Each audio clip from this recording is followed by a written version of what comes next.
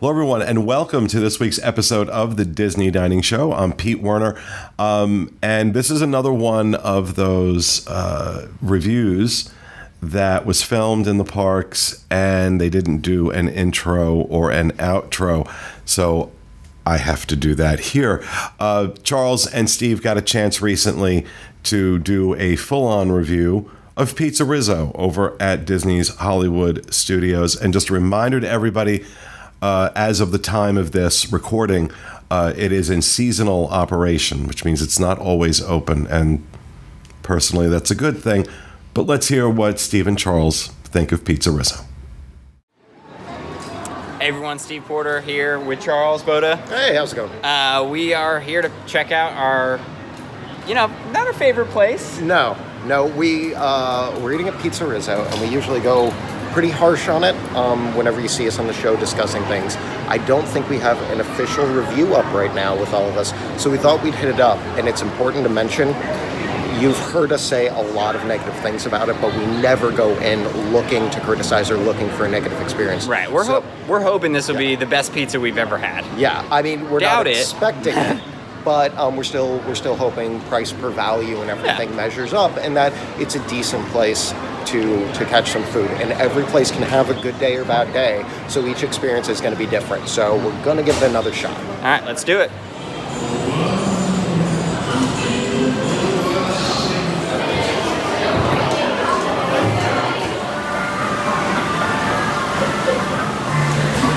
Okay, so we're upstairs about to eat, and I gotta be honest, it's really cool and comfortable out here, and you've got a pretty decent view, a little bit of the construction off in the distance, and it's always dead out here. Nobody is ever here, but I think they're trying to take advantage of the AC. But if you do decide to eat outside, these fans do the trick. It's very hot outside right now, and I'm pretty relaxed and comfortable. So I like the area of Rizzo's just fine. Now we're gonna find out if I like the Meatball Sub just fine. I know I've been disappointed by pizza in the past, so I'm gonna give the Meatball Sub a shot, and that ran me $9.99. So just a penny short of $10 for this hopefully satisfying meal.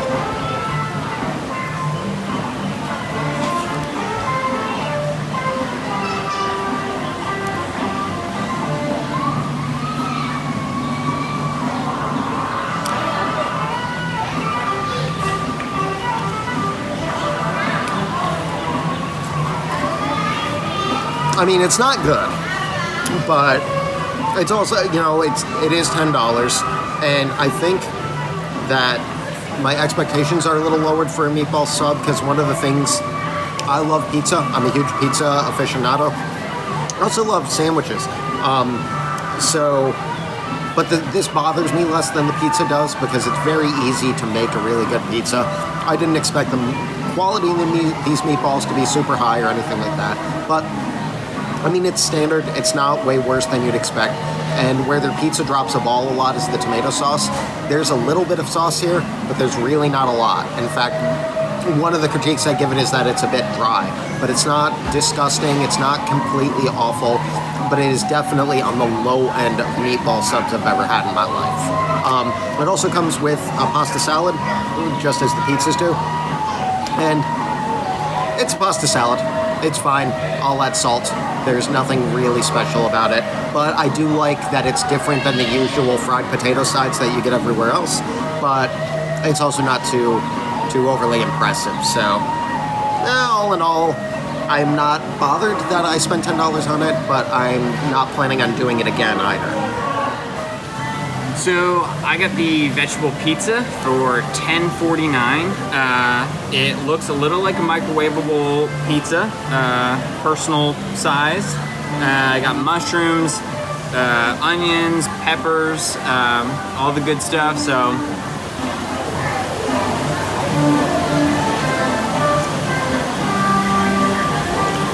they say bad pizza's even good. Not true. This is just, I mean, it's edible, and I'll finish it because I'm hungry for lunch. But I don't know what it is. I think Charles is right. It's the pasta sauce, but it's also how bad the crust is. The crust is somehow just so, I mean, it's like definitely cardboardy. There's no flavor to the crust, and it's like very like almost rubbery. And you can like kind of like knock on it a little bit. I don't know. It's, I guess, not rubbery, plasticky.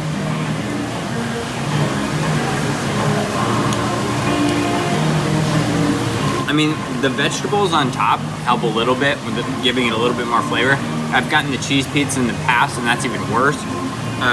So, I mean, I guess that's a suggestion if you do get dragged in here.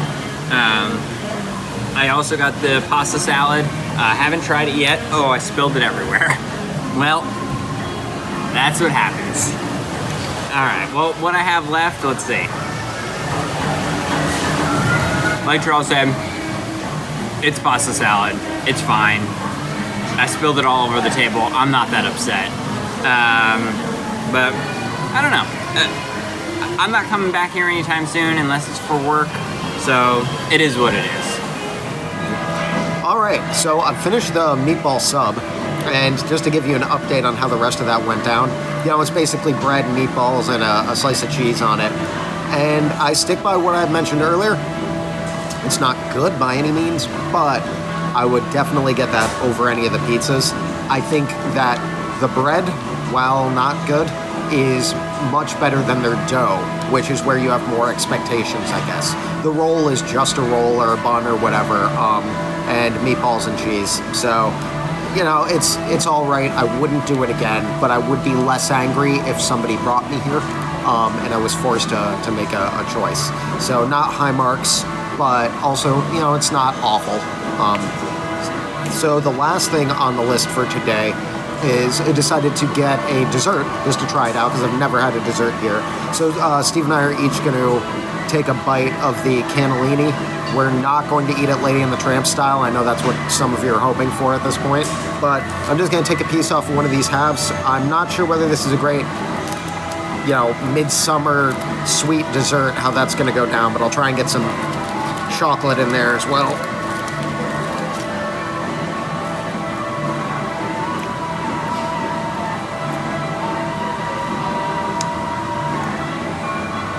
Nope.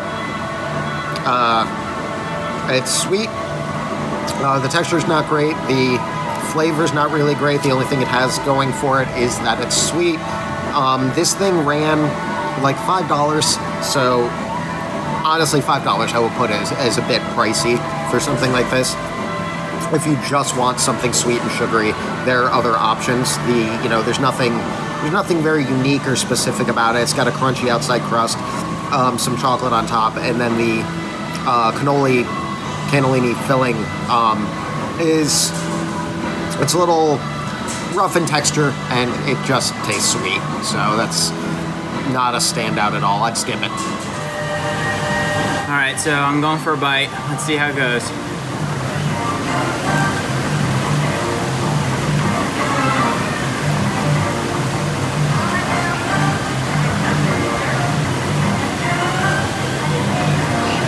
Yeah, it's nothing remarkable. It's probably the best thing I've had here. Well, actually, the pasta salad is probably the best thing I had here, and that's just because it was just pasta salad, average pasta salad. But yeah, with a low benchmark, this is above average for PizzeRizzo. I'll just give it another bite. Let's see.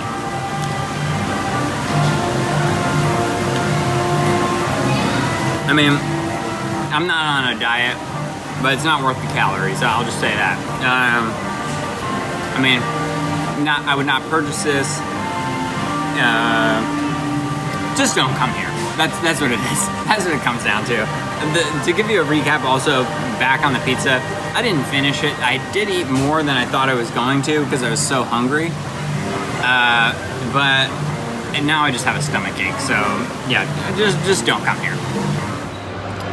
So we just finished up our meal. I mean, It's just an unfortunate location at Hollywood Studios.